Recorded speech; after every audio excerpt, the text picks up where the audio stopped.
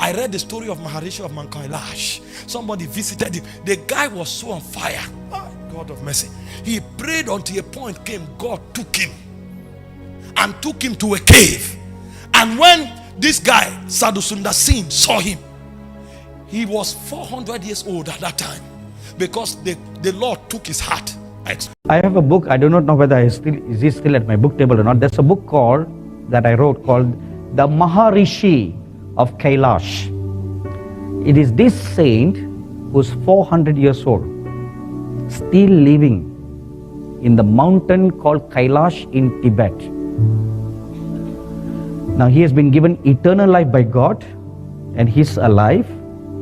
Till today, he's about 400 years old.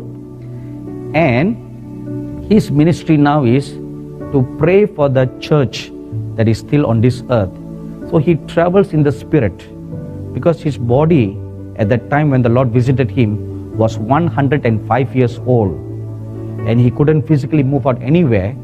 So the Lord told him, I'm giving you eternal life, and you are going to be alive and remaining on this earth till I come again for my church. And say you will not die. And when he met him in that mountain, the guy was naked, but every hair on his body was long as his height. So he was clothed with hair, and the guy fell and fainted. He thought he met a white beast. And when he woke up, this man did some things and woke him up. And he said, who are you? He said, wait, St. Francis is here. And the moment he said St. Francis is here, they appeared in heaven. And they came back. It was like 5 minutes. The man said, we have been in heaven for 7 days. He had trafficked heaven and earth until he could calibrate the spiritual time as against the natural time. You can go to heaven for 1 second and you will not know that it's 1 year on earth.